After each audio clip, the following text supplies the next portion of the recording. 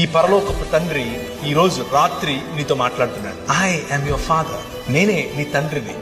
I'm there for you. నేను నీ కోసం ఉన్నాను. నువ్వంటే నాకు ఎంత ముద్దో తెలుసా. నిన్ను చూడకుండా ఒక్కరోజు కూడా ఉండలేను నేను. నువ్వు మాట్లాడుతుంటే నాకు అదేదో వైలెన్స్ భాషనట్లు ఉంటది. That's how your God feels about you. నీ పట్ల నీ తండ్రికి ఉండేటటువంటి హృదయం ఇది. ఎంతగా నిన్ను ప్రేమిస్తాడంటే నీ తండ్రి నీ కోసం చచ్చిపోయేంతగా చెబుతారు ఈ లోకంలో ఉన్న తండ్రులు. కానీ మా నాన్న చేసి చూపించాడు.